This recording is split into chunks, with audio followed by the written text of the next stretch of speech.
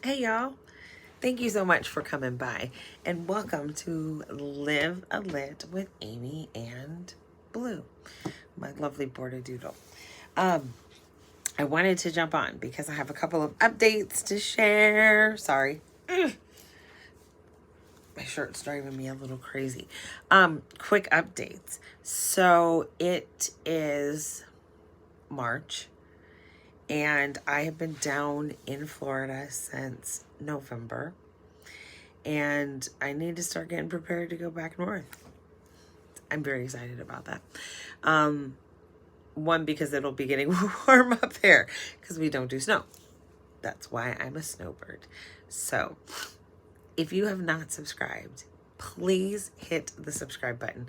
I so appreciate your love and I appreciate your support and your subscription and your positive energy. If you have not been on here, a little bit about myself. I am a newly empty nest. I don't know if I can say that anymore. It's been a year, but an empty nester, single mom who is snowbirding. I was extremely blessed with the opportunity to buy a tiny house, buy an RV, and split my time. And it's awesome. So far, it's been really, really good. And the most amazing aspect of it all is the financially saving aspect. So, my channel is going to be talking about my tiny, talking about my crazy life of learning how to be me as an empty nester and going through an unbelievable life change in the last 3 years after the loss of my mom. So, that's what Live a Lit with Amy and Blue is about. And today I wanted to just talk about it's time to prep. Prep! So, funny enough, through the time that I have been here, things have been coming together. And I know I have not shared a lot about pictures of the house. And before I leave and come north, I will. There are some significant projects that are still going on. So when I share it, I want to share it complete with those projects. Now, one major project I will tell you is what's going on behind me. And in the windows here, it's a banquet of windows. There is an awesome U-shaped couch. And it also breaks down into a queen, almost like fold queen size bed for guests. However, it has storage underneath it, but it's the biggest pain in the ever to get to the storage space. So I got somebody working on that and building that out for me, and hopes that that's probably going to get torn out. But before I do leave and head north, I'm going to do a fun video so you guys can see more of what the tiny house looks like, both inside and outside. So some of the projects that I've been working on. One, privacy outside. There's not a lot. So I was very fortunate to connect with a chef at a wonderful restaurant and winery nearby me. And they get great crates or pallets. And so I have utilized pallets to create some privacy outside, which is awesome. One of the other things, for a whopping $10, I bought a 4-drawer metal filing cabinet that I have now laid on its back, working on the removal of drawers and painting it, and we'll be making it as a planner's box. And I haven't decided, because I will be leaving in 6 weeks, if I'm going to even bother putting any kind of herbs in there, because I probably honestly won't, just because of the timing. And I might put some seedlings to prep to take to Iowa. But more often than not, more likely than not, I am going to have it all prepped and painted. And I've got a couple of growing viney things that I'm going to put in there, and that can continue to work and grow and go through the summer while I'm gone. I have been thinking a lot about how am I going to keep those alive or watered. I mean, I'm very, very blessed that I have friends down here that check on my house on a very consistent basis, but watering and upkeeping outside is not something that I'm going to ask them to do. I have a ton of plants inside, and they actually will be going to plant summer camp with my dear friend Michelle. So a big thanks to her. She's got a green thumb, and she's going to be taking my Louie, who I literally have had since the summer of '87, and a number of other plants that I have. But the outdoor plants, because I also had two palm trees planted in the back as a divider between myself and my neighbors. My neighbor, my one neighbor is just unbelievable green thumb, and at some point I will share their house and garden. And they come down, they're French Canadian, and literally when they come, she's outside the entire time, and in that process the garden is just phenomenal.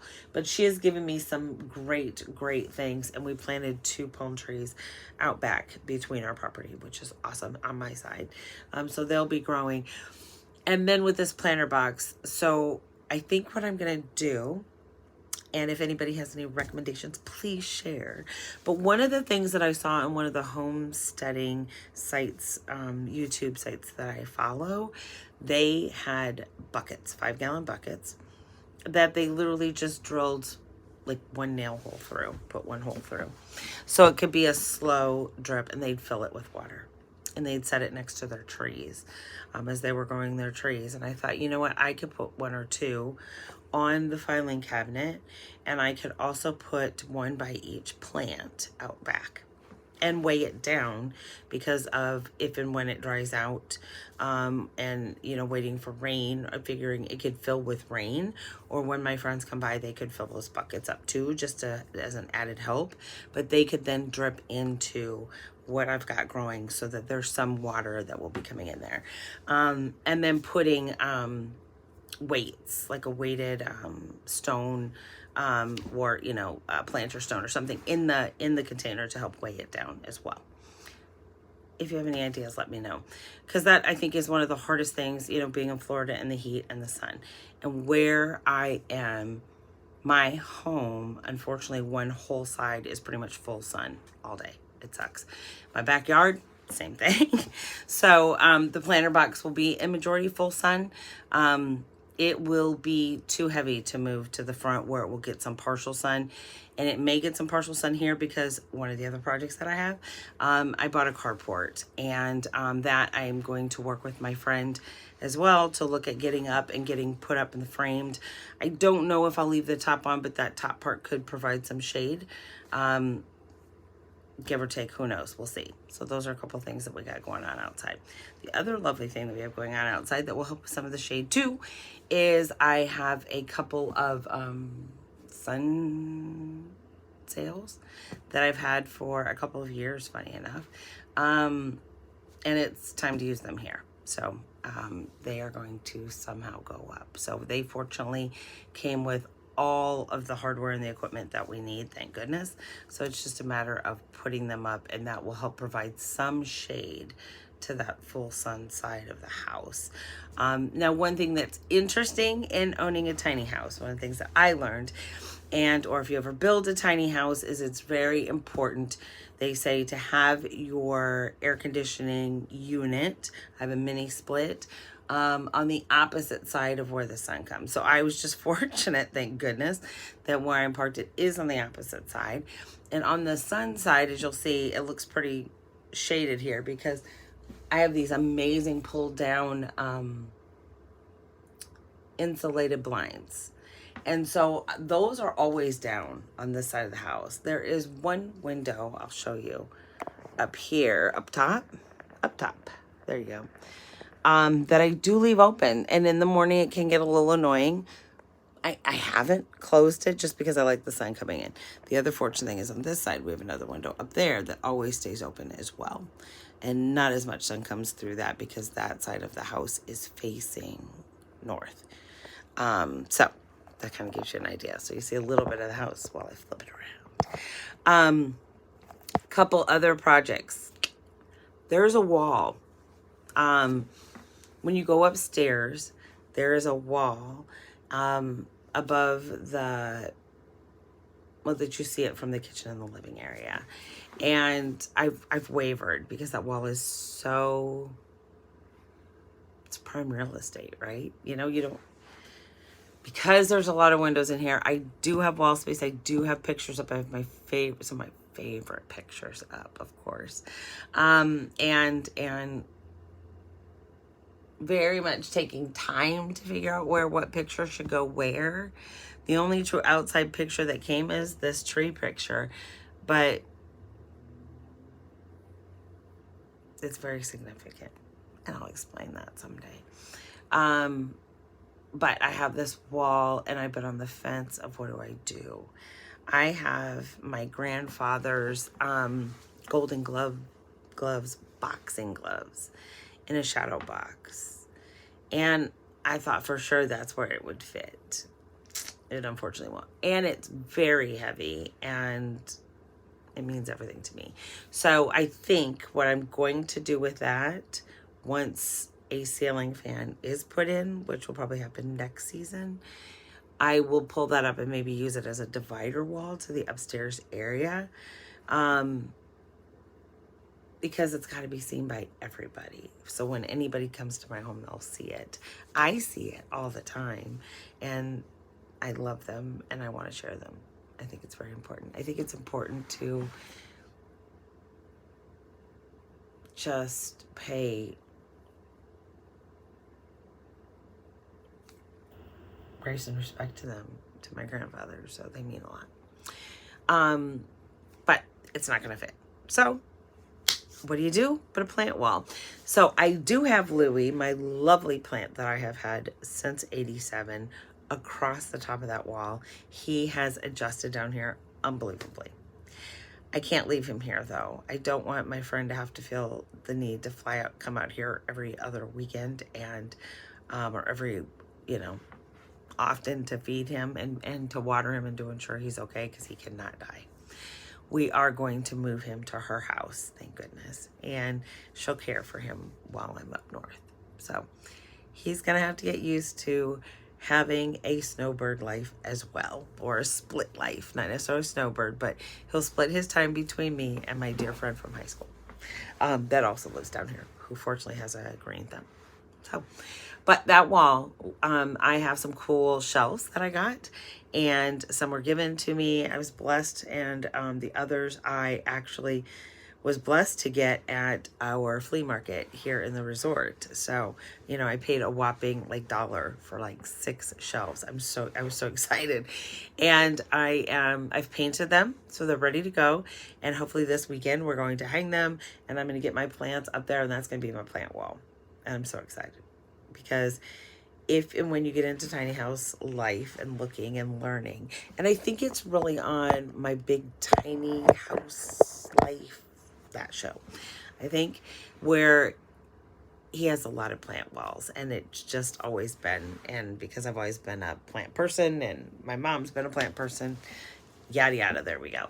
Okay, the other lovely project that I've got going on is, I hate people having to see the tongue up front because it's on the street that you drive by, so curb appeal. So I'm working on trying to figure out how to cover something that. The other outdoor project was, I got new stairs. I was blessed with stairs.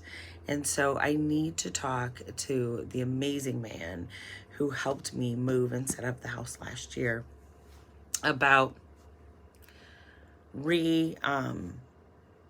adjusting the house and lifting it a little bit more and placing it on permanent blocks. Now, that's kind of a catch-22. I like that it's not up on blocks now. It literally is, I have, can't call them jacks, but like on a camper, you've got the triangle like jacks that will lift your camper, your RV up. That's what I have on my RV. Here, that is not the case. I have straight pole lifters that they crank, and so then the house is set up. It is on its tires, not fully. But I feel like it should get off the tires more. I think it would be more beneficial to have it off the tires. But yet the other aspect of it is I want it to be able to have that lock pulled off, lock loaded, and yanked out of here if something major is coming this way. Now, fortunately, where I have it parked is Native American land. They have never had any major, thank the Lord, weather incident, natural disaster, damage here. They said the most that they've had was maybe like a carport, if that, like a smaller carport. It wasn't a major structural carport, but more like a tent type carport, or a canopy kind of blew over. And that was it. And they said it could have been avoided had the owners had it anchored properly with the right tie downs and whatnot. So it just makes me feel better knowing that it could be hooked up, because Mr. Louie and his wife live here. They're amazing people. He has keys to everything, so he can lock, load, and go. And we have a resort, a sister resort, brother, sister, whatever resort, that is, I believe it's an hour in, that is a 55 plus community, and we can tow to there for safety during any inclement weather. Thank God we have not had to do that. And the person, one of the people that I have keeping an eye on my house is a lifelong Floridian. And so it's awesome to have great, great friends that have that time down here that I really trust when they say, hey, yay, nay, go, not go.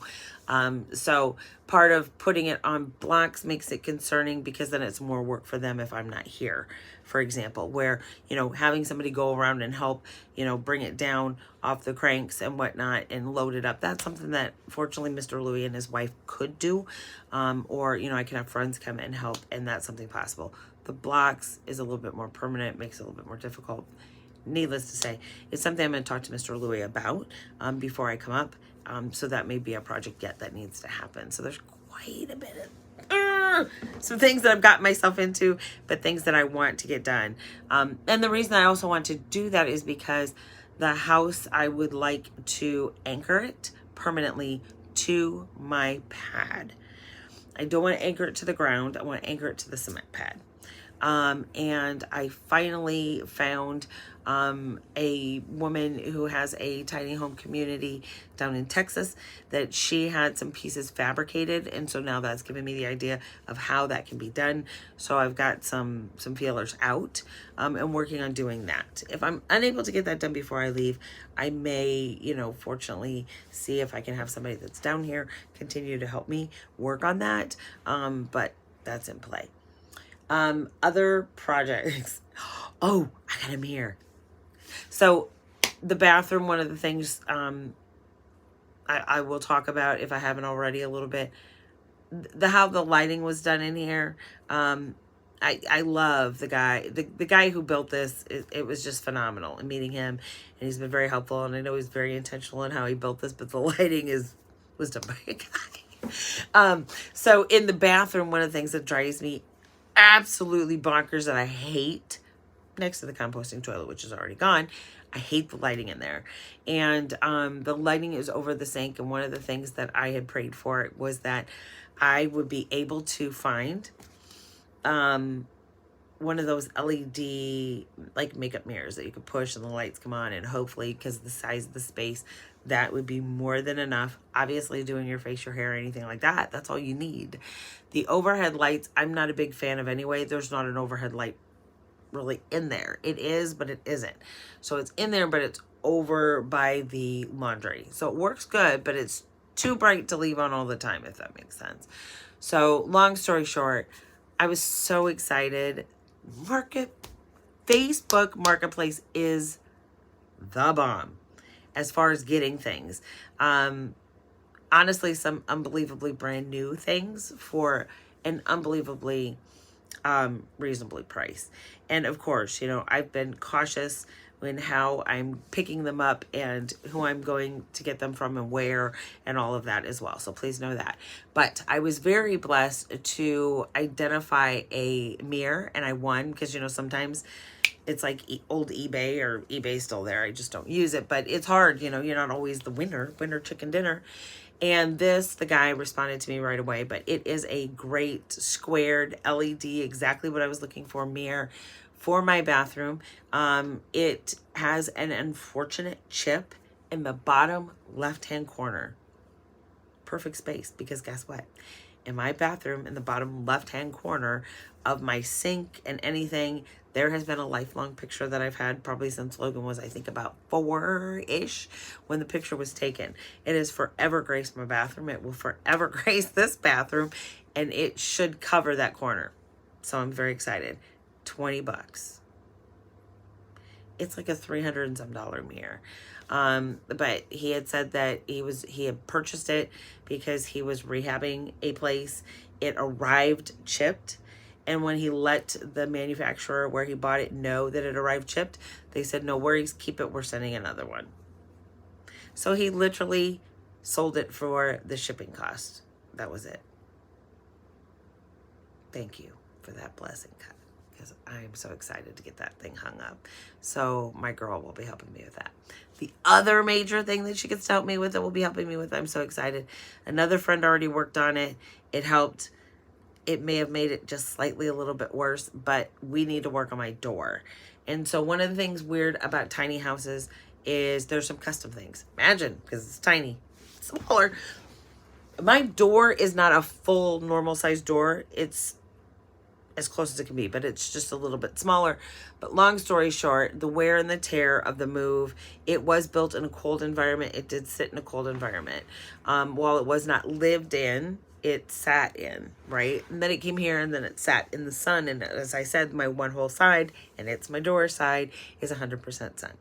So it has warped the frame and the bottom a bit, to the point now that if when it's raining, and actually it's not closing, it's closed like at an angle. So the bottom needs to be shaved down, but we're actually going to completely re-tear all that up, because we also need to check for some water damage, because I had a mushroom growing just inside the door, because the way it was angled, when it rains and that rain hits the door, it was all coming in, and I literally did not know or see it or hear it until I saw the freaking mushroom.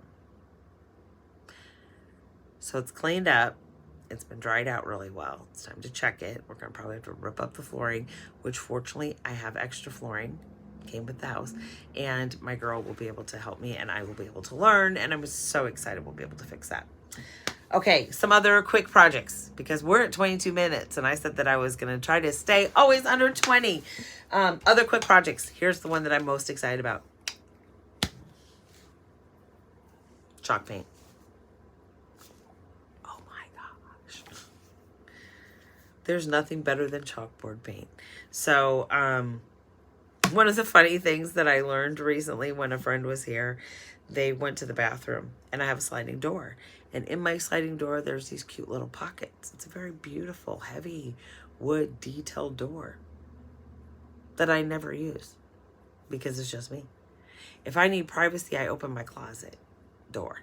And that gives me extra privacy to my closet, to my dressing area, to my laundry area, and to my bathroom. So I never close the sliding door.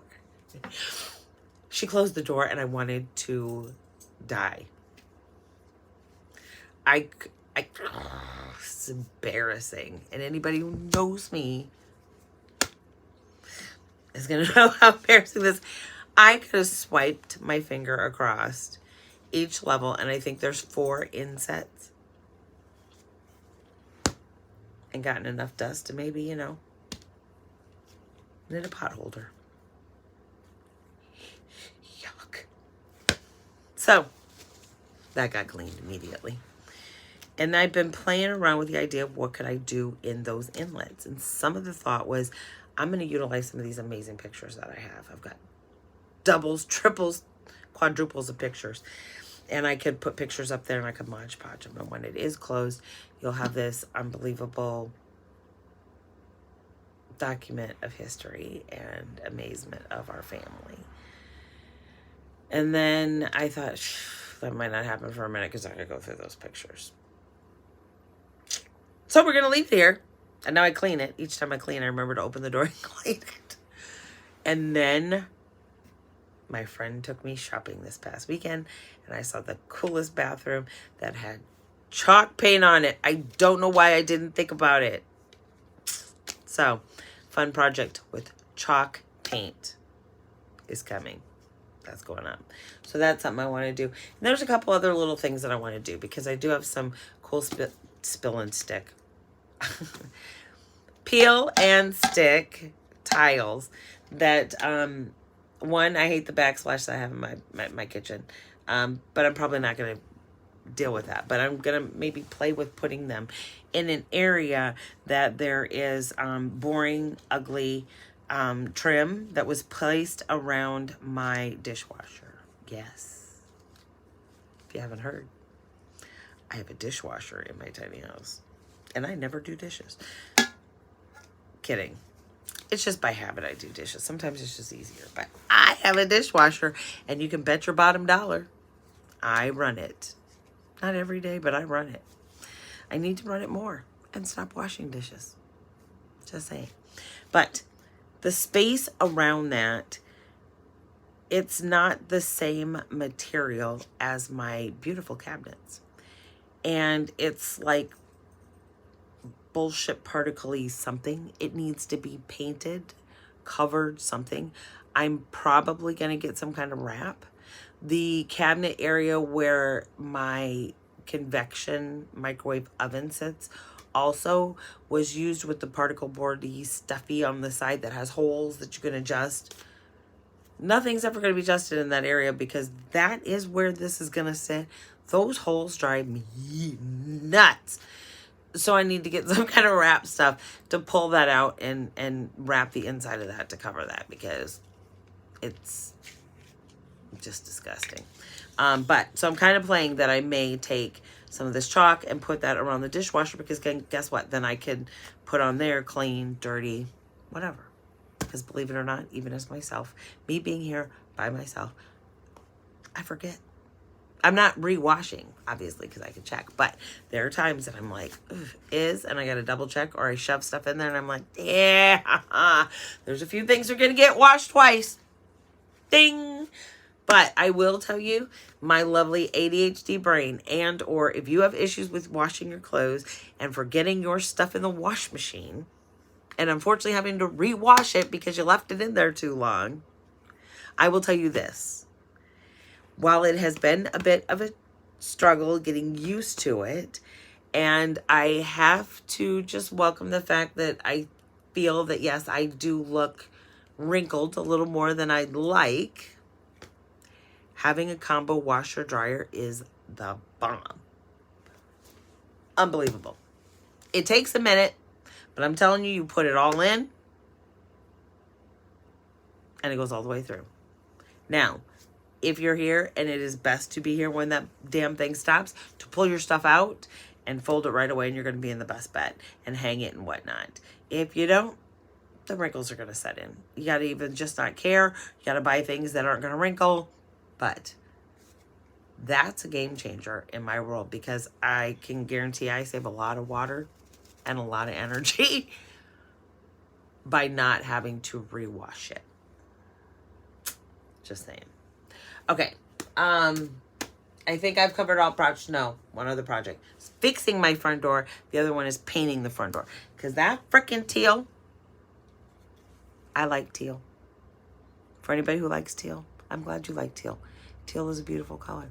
But not for your front fucking door. Not mine. It is driving me bonkers. So, I picked a nice buttery light yellow that I think will be great. It'll give it a good coastal feel because the outside is like a bluey gray. Hence, the name of the house, which I will announce before I leave as well. But yeah, I think I'm going to do the outside door a little butter. But I got this butter yellow on the inside. I'm going to tell you it ain't happening. The inside door needs to be painted white. So, what I'm going to do, One of my big major projects in this house that's going to happen next season is painting somehow, somewhere in this. One of the things that you will know is my whole house is wood.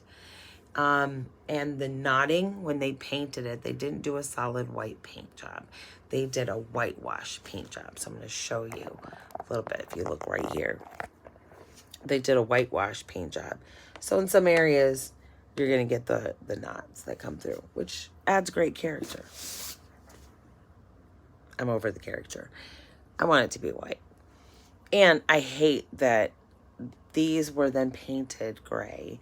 So I'm going to be sanding this and trying to make this more of a natural, maybe even putting a stain on it to darken it, give it a little bit texture or something. But I do believe I want to paint the house white, and then that ceiling up there, because there are some spots up there from the knots and whatnot that completely drive me nuts. I think really what I'm going to do is darken it and bring it dark right up to this point, so it makes very obvious that's the living space, the dining space, the office, and then this is the rest of the house. So something else more to come. But this door, see it, that nasty teal, gotta go. So the big challenge, and here's, I'm going to put this out there because I'm at 30 plus minutes. If anybody has a recommendation, something to think about. My cabinets are gorgeous. The handles are all going to get changed. I just put a recommendation out there now on TikTok about it. I need to change them, but they're off-white. My cabinets are pretty much everything in the house. So do I find a nice, good off-white that will match it? Or do I just find a bright white? Because that's really what I'd like. And roll with a bright white and off-white kitchen? Or do I find a wrap to maybe wrap my cabinets into a color and have color cabinets? Now, my house is 8 feet wide. I have a walkway. I don't want, I mean, dark could be good. I just kind of playing and thinking about colors, so that could happen too. Live wood. And what I want to do where my one upper cabinet is ultimately take that off and put live edge wood shelves in the kitchen. So those are next season projects, but something to put out there, as I would love some input regarding paint, colors, mixing, bringing it all together, because I do want to keep it light and airy, but I'm also all about making it homey, which is why the ceiling, I'm looking at, this beam is like a chocolate, is doing some kind of a stain to just warm that up and give it a bit of a different variation in rooms. So 32 minutes, 32 as I just look up. I hope you all have a wonderful, blessed day. I appreciate you for being here. If you have not subscribed to this channel, please do. Much more information and content is going to come regarding tiny house living, the adjustment to being in a tiny house. How do you live in a tiny house? And what's that like? Talking about my grief, as I shared earlier. All of this is something that I was looking into and wanting to get into, and I was catapulted into this after the loss of my mom. My life just changed unbelievably in the last 3 years. So I'm going to talk about that. Empty nesting, grief, tiny house living. What else do we got on there? I think that's it. I'm an open book. If you have any questions, let me know. Thank you. Appreciate you. Love you. Subscribe.